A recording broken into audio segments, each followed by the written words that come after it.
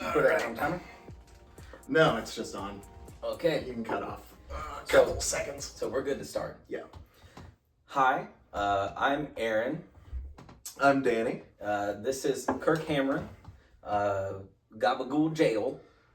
We're going to talk about some of our opinions about Magic, Commander, how we feel about the game, and possibly other formats.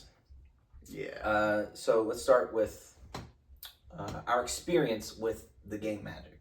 Sure. Okay. I came in with Avacyn Restored and sucked. Bad. Didn't buy a lot of cards. When was that? Like 2011, I think. That's a long time. Yeah, this is what the phone is for. But I'm not sure. I'm not sure exactly when that was. But for instance, templating with keywords first didn't exist yet. I know that because Avacyn says Avacyn and other permanents you control have indestructible as opposed to indestructible, and then the rest of it. And later printings say that, which is why they're inferior. Cut this. And so I made like an elf ball deck because I bought a Nissa starter deck, and This is standard. this was cards at home because who's gonna actually pay Tabletop, attention? Yeah, still 60 card though. right. And just kept on losing to my brother's store-bought Graveform deck. Hell yeah. What was that, like, Demir? It was at least Demir. I think it kind of didn't matter what power the creatures were because it was just Turbo Reanimator. It was put a 9/9 Sphinx in the graveyard, reanimated. And I think I beat it once. And that felt awesome. Hell yeah. But that's Fuck Demir. exactly. And that's kind of the attitude that I carry forward to this day. Only thing worse than Demir is Esper. Esper Grixis. I don't think Red's inclusion is all that bad.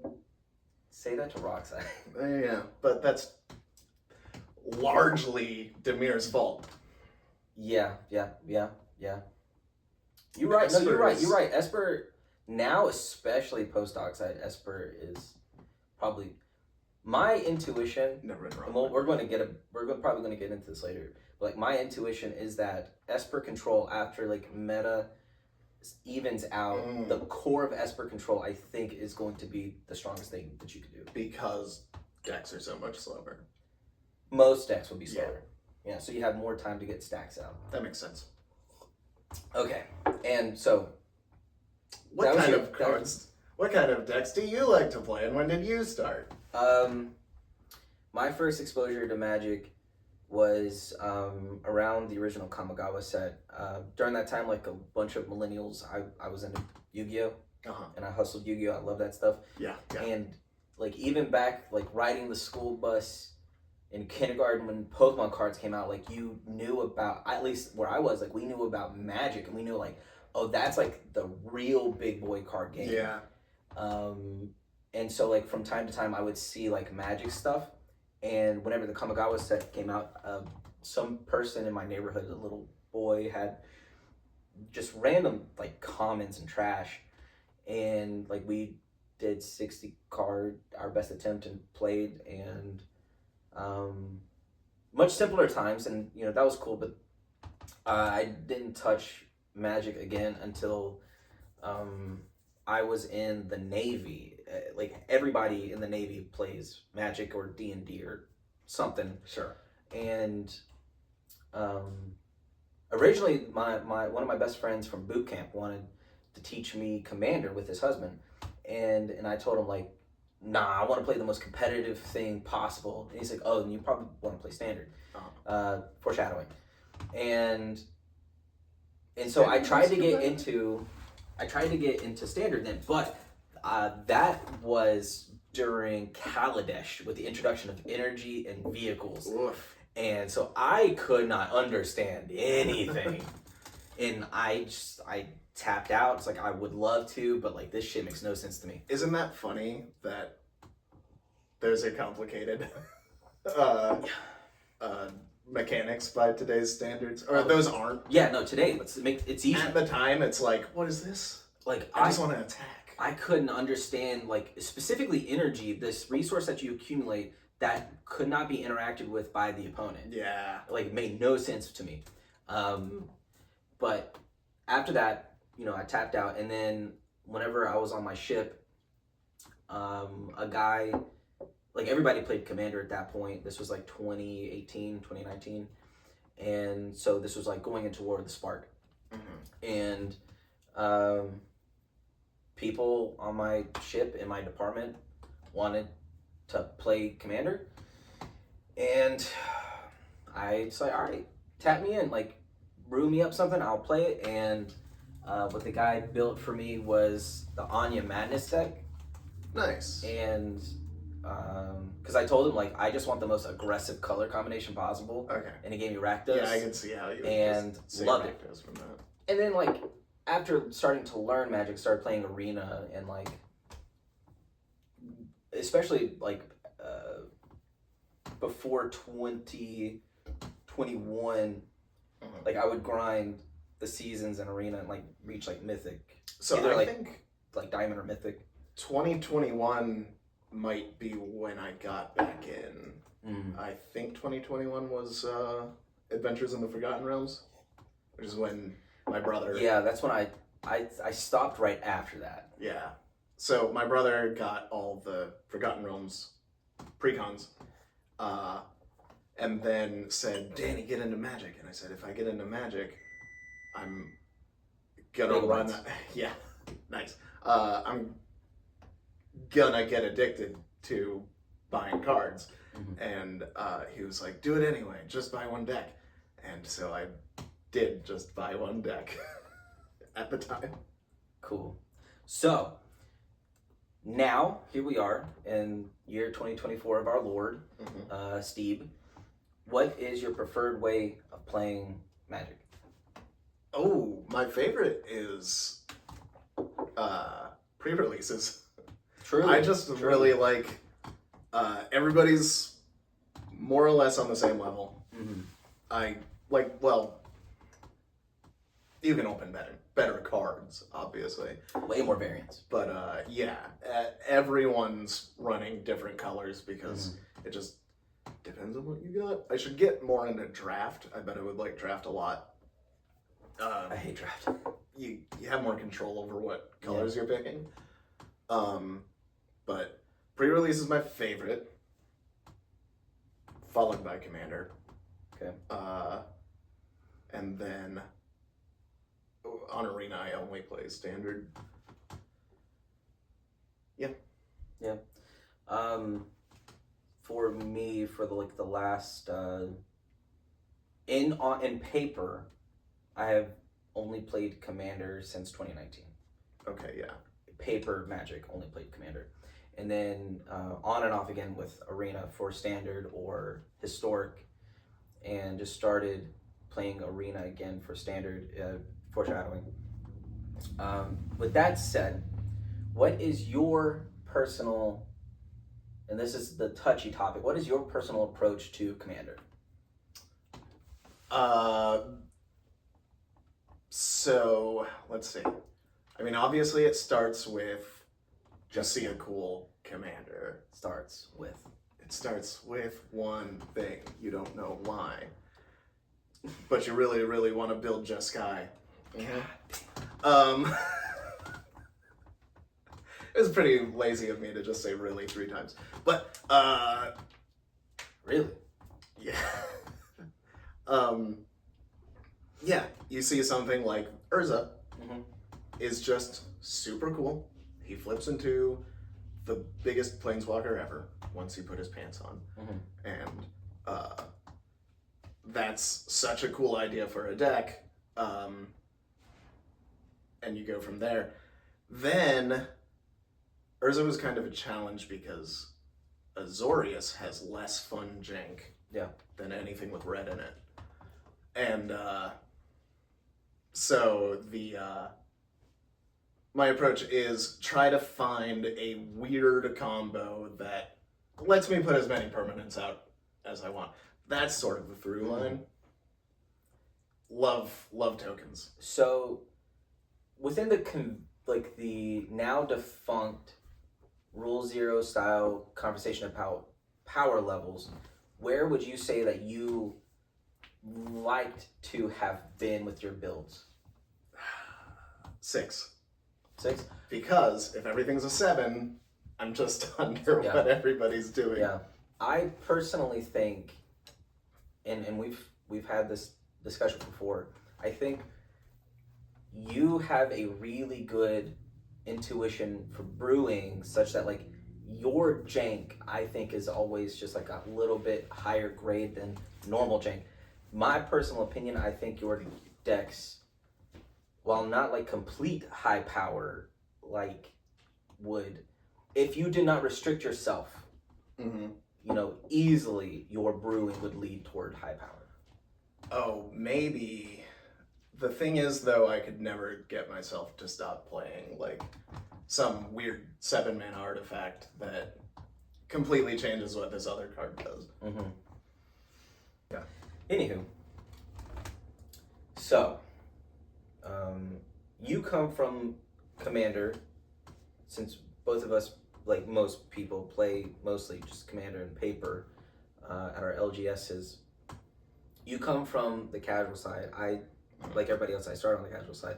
I want complicated rules interactions. Yeah. I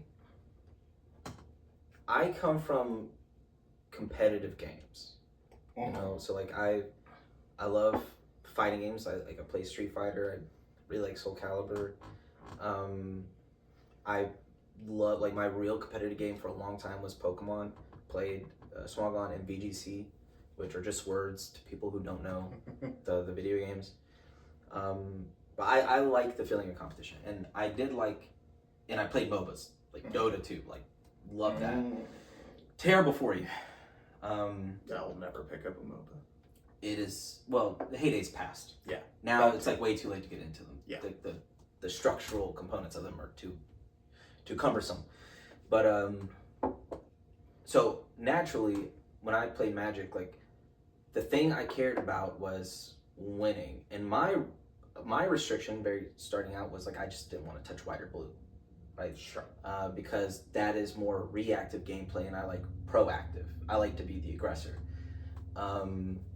And so Commander, my first deck that I played was Anya Madness, and it's a bad deck, but through that, you know, the ideas about like optimization of like what can you do to win, and like at that time, like everybody else, I bought into a lot of propaganda about CDH, but I understood that Anya wasn't it for me, and I switched Chainer at the same time. I built the first deck I built by myself was a Gruul landfall deck, the Gruul Omnath, because whenever in Arena, like my favorite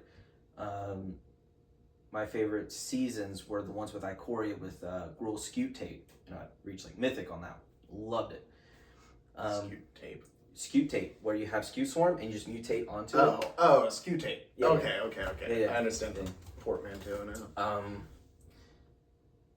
But like over time, I like, even within the high power scenario, like I in the casual scenario, I tended towards high power, because like my preferred way to play is like I want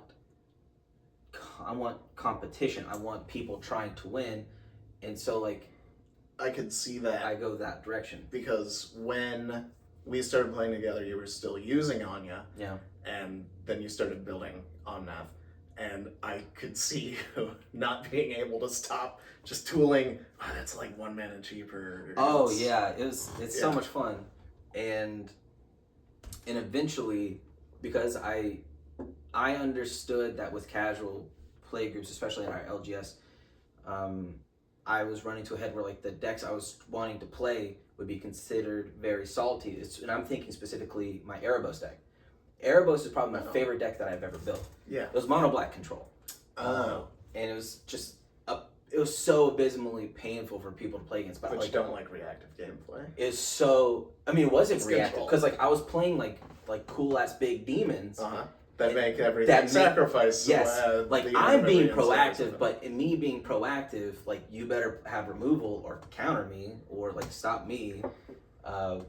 So it's like to me that really good middle ground of my proactivity is the stacksiness. But like it was salty, and so eventually I'm like, you know, I should really just move into CDH because it's not fair for the people I'm playing with because I'm coming from a different perspective. Like I want to have that competitive mindset. I don't care about feelings. I just want that struggle. I was I think the saltiest I've gotten at one of your decks is Obnixilis, actually. When you tried to tone down Erebos. Yeah. Obnixilis. Yeah, I But took it then up to make it pure Obnixilis demon tribal. is a stacks piece. Yes. So it's like, no. It's weaker. Yeah, I guess technically. But now I can't play my Magna combo. Yeah, God, I love it so much. So the last year I moved into CDH and played a few tournaments, and like at our LGS, that's the table I sit down. I sold all my casual decks and I just have my CDH decks, all of which are Rakdos because like and we'll talk about this later, I still don't play any blue or white, and it's simply just because like I don't have those cards. Like I don't have any investment into those lists. Oh yeah, you want your planes back? No, I have like a whole thing planned. But the old ones. I have like so many. Okay, fine. Yeah, like we're good. Okay, We're good. Yeah, so that's the difference in our approach. So that being said, what is your overall opinion about Commander? I think I'm optimistic, but I also think that it's in a weird spot where I feel like my jank is getting less viable, and I sort of thought that was the point of Commander. that power creep Right. is very prominent with each new set. But There's like a new piece. yeah, it also feels like the new powerful stuff, at least with the last couple standard sets, the most powerful stuff wasn't as built for Commander as we've seen. It still is. They're obviously still making changes for that. But specifically in standard legal sets, like Bloomburrow and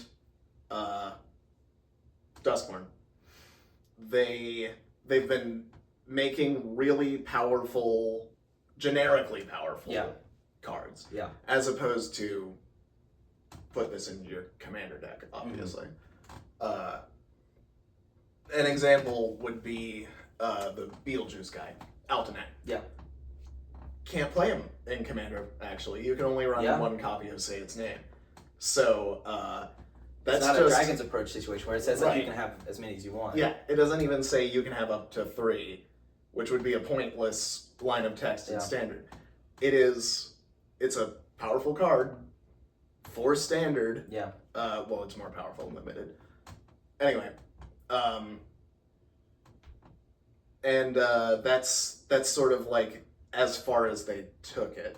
Yeah. There's obviously still Commander Chase cards. Yeah. And then say in Modern Horizons 3, there were just like legitimate modern cards in there. Yeah. Obviously, like they put Commander stuff in there, but they did make modern specific cards. Right. And there's an argument for the entire Modern Horizons series being bad for Modern. It is. It basically rotates the format every time it comes out. It's antithetical to the whole idea of Modern. Right. They were supposed to be living through Standard, and you were supposed to be only taking the most broken cards out of that. And probably we'll talk about this later, but it was probably just like if your idea is to play Modern with the conceptualization of what Modern used to be, then you should just probably play Pioneer. Yeah. Or I wonder if I wonder if they'll ever make a new one that has some other. They'll call it contemporary. Yeah, they will. And it will be, only sets from the race car set coming up. What? What? That's real. And you know what? I'm excited. We'll talk about that later. I think DePaula's gonna get a reprint, and that's We'll that's talk- my whole hope. We'll talk about that later. We live in a society. It's the next one. So, you have any other at this level big opinions about Commander? Well, the RC change just happened, and Magic is now running the rules committee. Okay, so then let's back up a little bit. How did you feel about the RC's position about bannings as a strictly casual player before the most recent bannings? Like about the before the Mana Crypt Dockside bans, the existing ban list before that, how did you feel about it? I think like everyone, I've got a couple pet cards on there that I would like to be playing with. Like, but then I also understand the logic for keeping them banned. Yeah. Like, Primeval Titan. Yeah. I get it. It says fetch 2 lands. It doesn't say fetch 2 basic lands. Yeah. Iona stops a monocolored deck from being played at all. Yeah. That's not true. You can play Boom Pile as removal.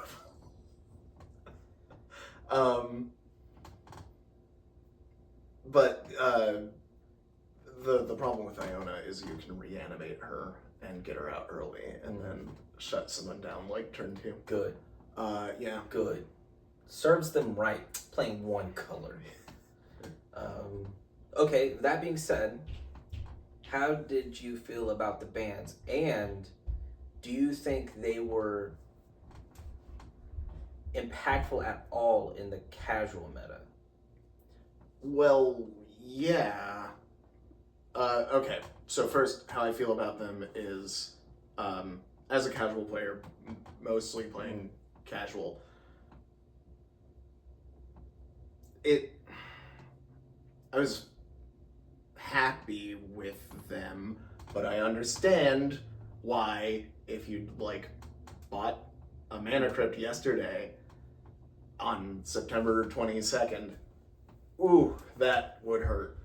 I think more specifically, like For the outside format. of like the one person at our LGS who plays casual, which probably shouldn't. You talking about the Nichilo and casual No. I'm deck? talking about our friend that has Mox Diamond, Mana Crypt in their casual Oh, yeah. decks. In Aside some? yes. Okay. Aside from him, did you ever see? And I'm only going to refer to Dockside and Crypt. Did you ever see those two outside of him in your casual pods? I've definitely seen Dockside. Crypt was less common. It was also the more expensive card. Yeah. Barely.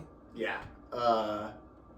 Yeah, and Dockside was creeping out. Mhm. But I think I'd seen Crypt a couple times, and then Dockside maybe 4. It not a huge impact. Yeah. But an impact.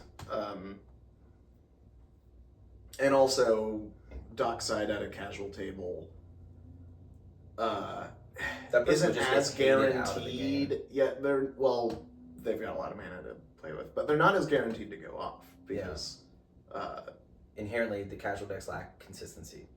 and probably aren't going to have as many What little cheap artifacts that just came out. are they going to be doing with all that mana? Right. So That too.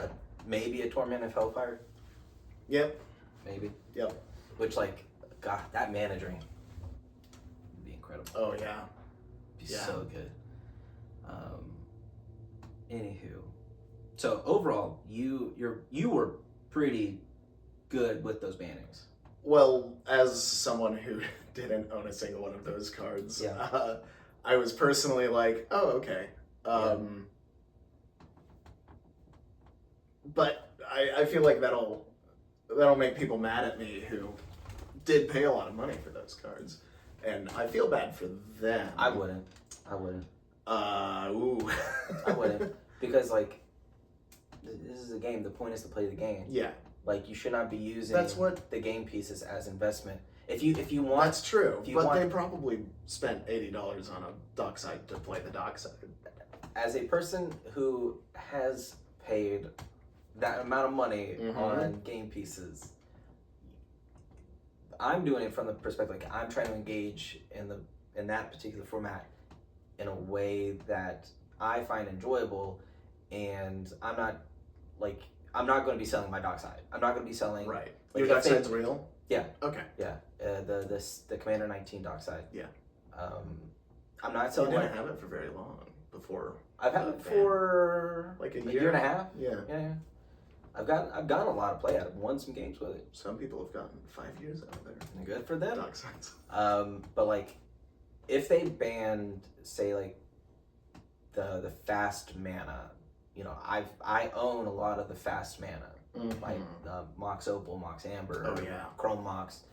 If they banned, like, that's totally fine. Like, I don't care so much about the financial investment. My feelings were more geared towards the play experience. Yeah. You know, but so my opinions about Commander. My opinion about Commander, as a person who, you know, due to like financial constraints and personal creativity constraints, like because like I don't play with blue, I don't play with white. Like my competitive decks are Rakdos, and then like casually I play to jaunt colors. I understand, probably like everyone else, the specific way in which Commander is broken, inherently broken. And under the previous ban list, like my opinion is for even if the point of Commander is that it's a social game and it's not like a not formally sanctioned game. Yeah, that's true. The ban list was not aggressive enough when compared to like other like competitive TCGs or like other just playing card games. Yeah. Like the ban list has, especially with like the frequency at which Commander products have been made, that like push and throttle the format more and more and more. Yeah. And then specifically the color imbalance in Magic at the highest level. Like once you go to the highest level, you get like a really clear vision from the top down of like the structural, the things that are building this thing up. Like the color imbalance is terrible. Blue is just too strong. Mono white is too strong. Mono white is too strong. I really like Commander. I really like the politickings of it. I'm not going to stop playing Commander. I'm not going to stop playing CDH. But if they wanted a better play experience for everybody, it's not hard. Even say I come from a lot of different competitive games, but specifically Pokemon to me comes up a lot. In Pokemon, there's a lot of like statistics data about usage, right? And so like say in singles Pokemon and in VGC, there's data about like how frequently cards are used in decks, and we have that even at the casual level and in the competitive level. And whenever all of your top tier, that like the absolute best thing you can do within the format, you know, all gloves off, just like play to the best of your ability within the rules as written, competitive, when all of those decks at the top level, like the top 10, have to include blue. They have to include, not only have to include blue, they have to be built around blue. Yeah. They have to be built around blue. We're because talking like 40% for some reason blue. They decided one color would get to counter. Because the absolute best thing you can do in Commander is draw cards, control tempo, and make mana. Right? And blue Blue isn't the best at one of those things. It is the best at two of those things. Yeah. It's the best at two of those things. And it's not only that it's the best at two of those things, but Commander as an eternal format with essentially a vintage card pool, it gets every single best thing out there. Right. And then artifacts more than make up the difference for the rest. Yes. And so unlike that, say like when we look at other formats, the meta shakeup that happens in those formats that happen every so often, even in Moderns where we talk about like there is rarely a consistently dominant piece of the color pie, right? Like other combinations of ideas can bubble up.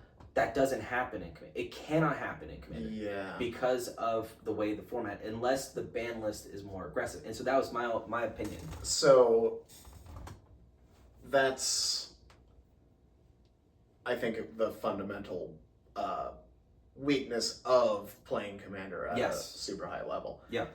It's just, there's going to be imbalanced. We have to agree going in that we're not going to be as broken as possible, or else, all our decks will look the same. Although that's sort of the case for any game competitively.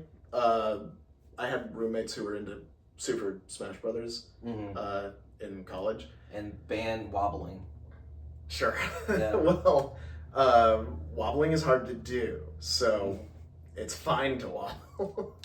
But like the meta for the tournaments, like 2/3 of the roster just aren't represented. Yeah. Or if they are, it's one person. Have you watched like recent tournaments where Junebug in Melee is like really illustrating that people have been sleeping on these mid tiers for arbitrary reasons? Sure. Completely arbitrary reasons, because at the end of the day, like whenever those, say like Melee came out in 2001, the characters they will always be as good as they were created on day one of release. Right. Can't patch Melee. You were not going to patch them.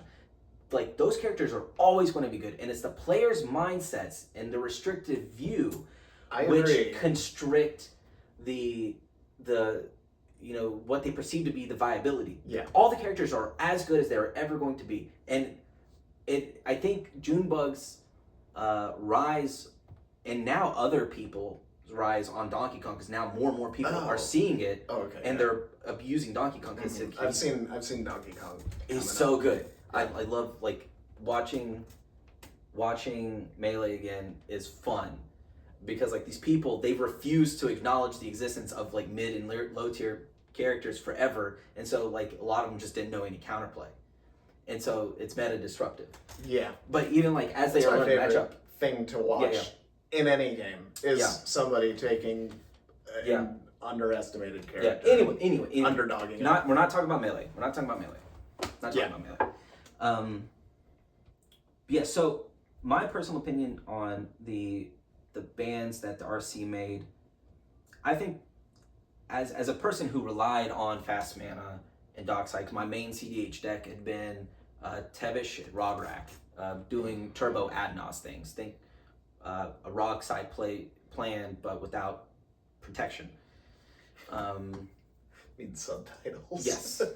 Yes. Rog side means Rograk Silas Ren? So is that his name? Yes. Yeah. So I get this space. But specifically, it's like your say all those words to your grandfather. I play Turbo Rogsai. Turbo Tevish Rog. What are you talking about? But so like those bands war for this. Those bands gutted half of my win cons, and I moaned about it, but like I recognize that it would still be faster than a lot of other things if other CDH decks and players wanted to abide by the bans, which like a lot don't want to. And that's a whole thing. But personally, like I'm okay. Like on the other side, I'm okay, because now like if other players abide by it, and slows the format down like 1 or 2 turns, like I can play Rowan. The ceiling is different. It's not. It's it hasn't stopped people from making the most competitive commander deck in the actual legal commander rules. The most competitive commander decks just look a little different now. Yeah, and honestly, right now it's not even going to look that much different. That's true. Because Roxai is still going to be hella fast. And banning Dockside did not slow down Blue. No, it doesn't. And then just Grixis players are just going to pivot to Sticker Goblin. Oh yeah, actually, we were talking about Grixis or Esper being the strongest earlier. Yeah. Maybe that just completely knocks Grixis out of the running for strongest. No, Roxai is probably stronger now. Because sacrificing Rograk for mana still exists. He's just going to, when compared to the other decks, he's just going to be faster. He's something free on the board, like to use for any number of things. The effect of losing that little bit of fast mana for Roxai is less compared to losing the fast mana for like Sisei. Because now you can't turn one Sisei, right? That's true. Like any three mana, like Najila, you're not going to see a turn one Najila. I can turn one Sisei. I mean, you can with like more fast mana. But like way less consistent. You can't just have you can't just have one card get you your Sisei, your Najilas. Yeah. Why not? Like you just can't. And there's a lot. It won't be as consistent because the fast mana pool is smaller. Yeah, but all this to say, Roxai is still going to be like, it's going to be even better. Less consistent, but faster relative to the meta than what it was before. But that's if all CDH players wish to abide by the ban list. That being said, my overall opinion, I think those bans are a good thing. I think they really are. Because it does slow down things like Crom. So like Blue Farm took a decent hit. Because as much as like Blue Farm players want to say that like Crom's like plan C or D, in every single Blue Farm game I've played, he gets out there. They get him out and get the card draw. And he's drawn. Yeah. And he's so good. They're fibbers is what they are. Yeah. But maybe they won't now because what is he, 4? He's 5. He's 5. Yeah. Wow. Crypt does a lot to help. Crypt and Jewel Lotus did so much for Blue Farm. Mm-hmm. So much for Crom. But then they're just going to do Timna Thrasios, which like Thrasios is things. So we've heard, we all know about the stuff with RC and WotC taking over Commander, and they want to implement this tier system. Mm-hmm. What are your thoughts about the tier system? I think it's so I think that nobody's deck building is going to be especially affected by it. I think it's going to make it easier to talk about decks. So the way to say it, and I actually experienced this a little playing Friday Night Magic yesterday. So we talked about just what the strongest card in our decks were. I was up against a guy playing Sauron. That's on the assumption that they, like, everyone has the same level of threat assessment. Right. Oh, right. And that helps. That's what the tier list will help with, is the community votes on what are actually, we get a consensus on what the powerful stuff actually is. Right. Oh, and I have a note about that for later. But, so I was playing against a Sauron deck, and he said, my strongest card in here is like Cyclonic Rift. Get him out of here. And then also, he forgot to tell us about his Ozolith, which is a really strong card to forget, especially because he had the Lord of the Rings one, so like he's got this $100 version of it or something. Oh, I think I know the guy you're talking about. I like him. He was a lot of fun to play with. Yeah, no, he's the a good deck dude. was not overpowered. That's the one I won with 3 lands. Yeah, no, he's a good dude. Yeah, and he everything It's was blanked really out. on theme, and it just felt like a threat the whole time, but it was a fun game. Yeah. Anyway, and I told him, yeah, the best card in this deck is Esper Sentinel, and then I found out Caduceus' staff is also really good in casual. But we sort of had the beginnings of that conversation where we just disclose what tier 4 cards we have. We just talk about that ahead of time, and at the end of that conversation, we were pretty evenly matched. Do you agree with the idea that if you have one card that might fall into, say, tier 3, and everything else is a tier 1, unless it's like a strict theme, your deck is, by virtue of that one card, now a tier 3? So I think that nobody's going to talk about their decks that way.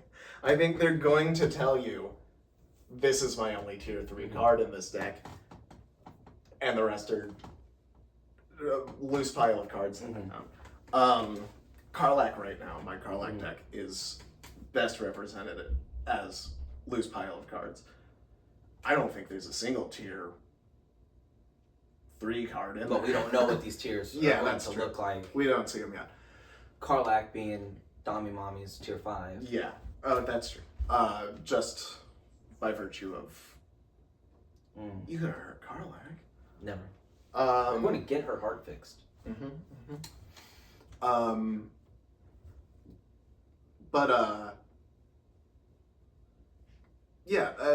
I think we're going to start just taking a list of our strongest cards in each deck, and then apologizing for those, and then saying, but the rest is just, it's normal stuff. Yeah, I think you're right, but I also am a big fan of this idea of the tier system. Yeah. And I was having this conversation with one of the guys from our shop that plays CDH. He plays Mono Red Bergie, Storm, which is like... I forgot what Bergie was. I thought you were making up a word. Okay, yeah. Got it. Really cool deck. Just like storming, doing cool stuff. But he and I, like, we ran into each other in the real world, and like we started talking about, like, he's in the league, I'm not, just because of like commitments in real life. And he is coming to a lot of the same conclusions I was, because he's a person who, like, from whatever constraints, is not playing blue and therefore at a disadvantage. Oh, sure. And like we were having this sort of conversation, and for a lot of people like us in our boat, this is something that we inevitably come to. And we were talking about like other formats and like how they do ban lists, and I specifically told him, like, I wish there was a tier system like Smogon. Right? Like Pokemon's Smogon is like the closest thing that I can think of that would work, where like so you have OU, overused, underused, all that stuff, and it's based off of 2 things: usage statistics, which we have EDH rec. We have at the highest level, we have EDH top 16. We have a lot of data aggregators. When people say we don't have like data for like what is actually competitive viable, they just have not stepped foot into that arena. You search for how often does this deck show up alongside Mox Diamond. Yeah, just go on, or no, like specifically at the highest level, if you want to like just do decks that people actually built and took to tournaments, go to EDH top 16 and you can look at all that. Or there's a really good website, Data Atog. Oh, right. Fantastic. Showed me this. But like it's there, and you can see by usage, how strong things are, because people are only going to include in their decks at that highest level the strongest things, right, that they can play with. Yeah. And so like Smogon, you have a combination of usage statistics, and then if something is suspected, even if its usage isn't quite there, if it's suspected to be overpowered where it is, there's a community vote and a ladder, right? People play test it, and then there's a vote within the community of like, while this says it's underused based off of statistics, we have tested it, and the community votes it. It does not belong here. This is on Smogon, which is Pokemon 6v6 singles, but it's a community-led format where VGC is the doubles Nintendo ran format, which is like the officially sanctioned one. Right. It would be like Modern versus Commander. Yeah. And so like in Smogon, say like I want to make a build around this cute dog Pokemon like Stoutland. It's got like an ability that synergizes well with sand, right? And so I want like the best sand. What is Stoutland's ability? Sand Rush. It doubles. Okay, It doubles okay. the speed in the sand. It sure would. And so you put a choice band on them. Uh-huh. And so like I did this in like say Black and White. Uh-huh. But like you paired him with like the best Sandstream users, which would be like Tyranitar, Yep. Hippowdon, and those are OU Pokemon by usage. What nobody would say at that time, Tyranitar wasn't just like fantastic. And so like I would have like 1 or 2 OU Pokemon on that team, but really it was a Stoutland team. But like it would force me to play an OU, and that was fair. That was good. Interesting. Because like not only did like I was doing the thing I wanted to, but me particularly as a person who likes to struggle in competition, I got to feel it's like, can my really underused or rarely used jank compete there? Giving yourself a bit of a handicap. Yes. But still going as tuned as possible Yes. within that. Yes. And if people, I think what you said about like the pregame conversation where people will just apologize about the tier cards in their deck, I think that's more realistic, but I think it would be way better if people abided by the tier list. Calling it a 4. Like if you got that Vamp Tutor, that's a 4, buddy. And if you feel like your deck out of 4 sucks, then build a better deck. Yeah. Or take it out. That's my other issue with my only issue with the tier list right now is that it conflates power and being annoying. Armageddon is a 4. Well, we'll see. Right. Well, so far what they're talking about is Armageddon is a 4. Eventually, and I they're going to have disagree people vote with on it, though. that. Yeah. I understand that Armageddon is a card that you should disclose to people because Simic players are babies. Yes. And, yes. And, the 3 strongest things you can do in the game: draw cards, control tempo, make mana. Simic does all of those things. But how controlling for tempo is destroying all lands, but you having planned for that. You get one of the things. Yeah. Exactly. Yeah. But then they have dorks. Right. Yeah. Yeah. When I bought Armageddon when I was first starting out and didn't know about Salt. I bought Armageddon because the plan was to turn everything into a mana dork. Yeah. And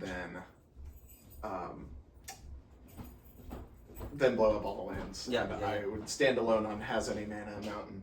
Yeah. Anywho, I think it would be interesting, and specifically for me, like, because I've understood, like, I'm at the point where, like, I don't want to play tournament CDH anymore because, like, inherently, as it exists, even at the highest level, unless the ban list gets hyper aggressive, the color imbalance will, from the get-go, put people like me or the Bergie player at a disadvantage. And openly, the reason why I'm not playing a Grixis list is because all of those counterspells, those free counterspells, like $60, $70 each. Yeah. And the average CDH deck is running 10 to 14 of them. Right. 10 to 14. And then once you add colors, you have to add more to the mana base. So you're talking about buying at least $100 worth more of lands. And and that's with that before you're all to stand no chance. And that's before you're like adding the Rhystic Study, all that stuff. Yeah. And so like, just go ahead, $1,500 onto my deck, which like, it's a lot. And I know like at the LGS, it's proxy friendly, but in a tournament, most tournaments will give you a proxy limit of like 10 to 15 cards. Yeah. That's on average. Some are completely proxy friendly, but that's rare. And especially now that Wizards has taken over, they're not proxy friendly. Although I wonder, do you think Magic will host a Commander tournament? I think that I think they will I because it's the most played think they tournament. won't. It's the most played tournament. What I hope Sure. they do is, and this is what I'm like looking forward to. I hope that they host tournaments for the power level, the tiers. Say like for instance, Oh, that would be fun. like say on Small Gun, if anybody goes on YouTube, like there's OU content, people who make video of like running the ladder in OU, but just as There's frequently UU, there's yeah. NU, never used. People want to see that. Yeah. Most of my favorite Pokemon are in UU. Like I want to see Arcanine shine. I want to see Nidoking. That's probably true for me too. And so, Except for my favorite one is Metagross. And well, I don't know. he What, is I don't know a what the god. tier looks like right now. That's true. He might not be OU, but like so many great things Ever dipped below OU. because of like power creep and all that. Like so many Pokemon that people love are in like RU, UU, PU, all that stuff. And so like there is a demand for those lower tiers, and I think I would hope that they run tournaments for those lower tiers. I would run a I will- tournament I will that's all take out- ones. For my Rowan deck, I will take out Demonic Tutor, Vamp Yeah. Tutor. I'll take out the fast mana, and I'll put in like less powerful cards. I'll put in more lands. You know, tune it as best as I can within a particular tier, because like that is fun. Do you think every card is getting a number? No, I kind of think no. I think they're only going to target like big hitters. Right. It can be possible for because them. everything else would default be Yeah. a 1 until it shows its face as being problematic. So that being said, how are you feeling about Magic now? What do we think we're doing? Same thing I've always been doing. Because that doesn't stop me from building a weird double-sided artifacts. How are you That's a feeling list. about other formats now? Oh, yeah. Well, we're both trying to get into standard. Because it looks pretty fun. I think that I have an issue right now where if it looks like if you're not running Gruul prowess, then like you have to include black. And the same way you don't play blue or white, I don't play black because I only like nice cards and being nice to people. And then denying them resources. Yeah, I don't know. I wouldn't and say playing Armageddon. I wouldn't say Boros enchantments is nice. Well, as nice as you can be in a game about killing each other. Yes. But with you, me coming to a lot of these conclusions, I've come to the conclusion like unless there's an aggressive ban list for Commander, an aggressive ban list to attempt to fix the color dominance of blue, and the fact that historically we can only go off of things that have happened in the past. I definitely think now that WotC has taken control of Commander, they run tournaments for other formats, like Commander being the biggest moneymaker for Hasbro, their parent company. I definitely think like they're going to be incentivized to get more money from Commander by hosting tournaments, because like entry into a tournament is like $50 at least. And I just don't think.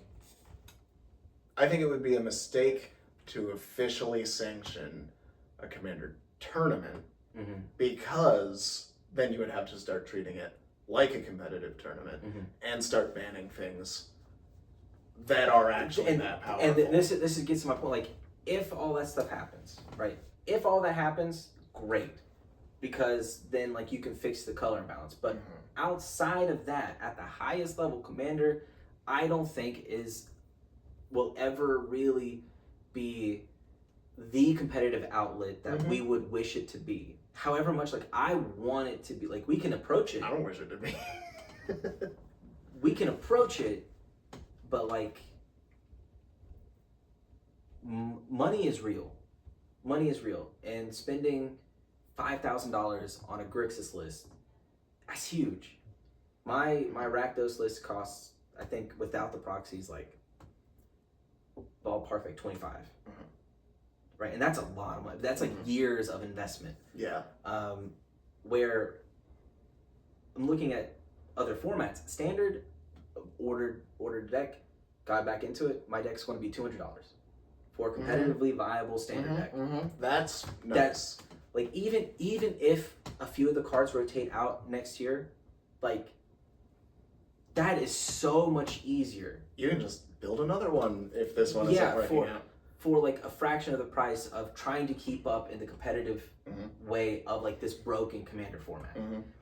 And so I think, you know, I've talked to like a couple other people in our local CDH scene, and some of them feel the same way. Like the investment requirement, if you want to grind tournaments in CDH at the highest level, it costs you an arm and a leg. Like it is almost impossible to like fulfill your responsibilities in real life and do this thing. That's why I think just 1v1 formats should be the only ones with officially Wizard hosted tournaments. Yeah. I don't think there should be a Grand Prix where Commander is played. I think, but here's my big thing. You're right that they might. If people adhere to the tier list, I think it would be great. Because like I would guarantee you that more people at like tiers 1 and 2 and 3 will jump in, and like running those in terms, it's fun. If they do like, I guess you could take the tiers and say, this is your limit of 4s, this is your limit of 3s, 2s, and then unlimited 1s. No, I'm saying like full on like Smogon style. If you have that Tyranitar in your list, you are a 4. And if you don't want to include the entire card pool, they could just, it's sort of like saying limited in a format that isn't singleton, but you say you're limited to this many 4s, that sort of thing. A point system. I'm saying like if they hold true to the tier system, the bracket system, it will incentivize people when they look at, if there are sanctioned events by WotC, they'll look at their deck list and see that 95%, because like money is real, investment is real, and like wanting to know like their historic play preference, look at their deck list and see, oh, I've got a Demonic Tutor in like my, what would be a 6 deck. Take that Demonic Tutor out. Yeah. And so now you're not playing at a 4, you're where you're supposed to be at like a 1 or a 2, and you develop that metagame, right? Like I want to see some UU play. Like when I go watch like Pokemon videos, like I'm more likely to watch UU stuff because like that's interesting, and I would hope that that's the direction, because I know like if they do that, I will happily take out the rest of my fast mana and like my overpowered like cheap tutors from Rowan. To get it to like a fun tier where like say the color imbalance is leaning more towards like, yes, you can have a competitive scene at this metagame, right? Okay, yeah. It's just like at that 4, that highest bracket metagame, it can't be competitive in a true sense because of the dominance of blue. Okay. Thinking about it, I do think that we're going to still only see like locally sanctioned tournaments. And then I think that would be a good idea to just like cap things at 3 or something occasionally. I bet if you take everything out of 3, or if you go 3 and under, you're not going to see Mystic Remora or because like those are blatantly like busted cards. What's that card everyone still everyone plays the like 3rd most played card in the format. Like they're the cards that are like blatantly busted, we can all imagine that they will immediately shoot up to the top of the list. And so like if you want to play a more balanced, yes, lower power, but more balanced and therefore competitively viable metagame, like you'll fall at tier 2 or tier 3. What's more balanced than destroy all lands? Nothing.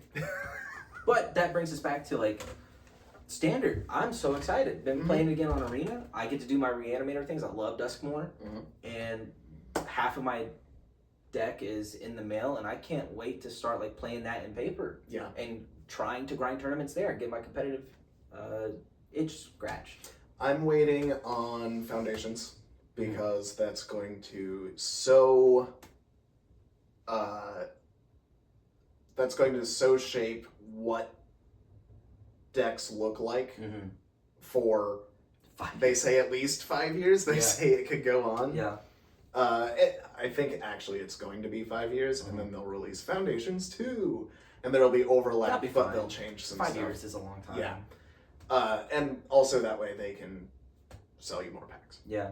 I think that is the wisest thing. I love Reanimator, and like Duskmourn like has Reanimator support, and if there's nothing better than reanimating for cheap a giant demon. What was that other card? The one that's also got flashback. Ride of Moth? No, the mono black one from before. Because basically this is a deck that has existed before, just with arguably two of the most threatening reanimation targets they've ever printed. We love it. Shieldred and Valgaboth. Well, most actual lists, it's Valgaboth and Atraxa. Oh yeah, Atraxa because you refill your hand that way. Yeah. And Vigilance, Lifelink. With all those battles that you put in your deck.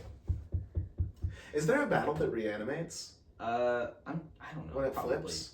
Probably.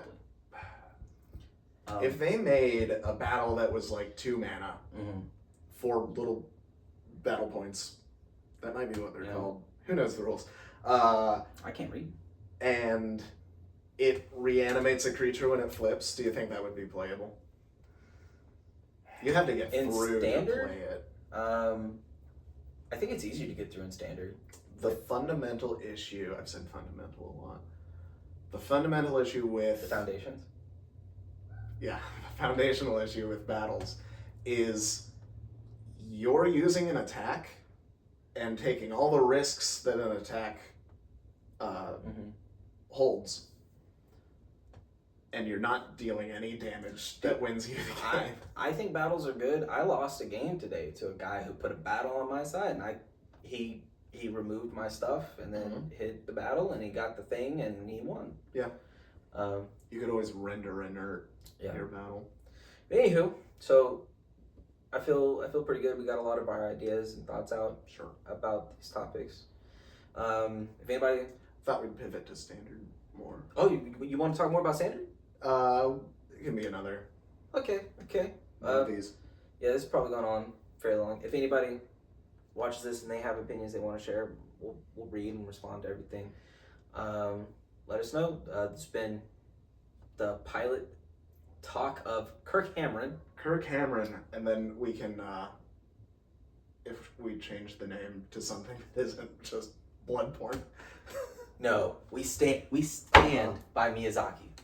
Well, sure. Don't have to make it your whole identity. No. That's bonking is the whole identity. Bonking is a good identity. That is the identity. Anyway, thank you.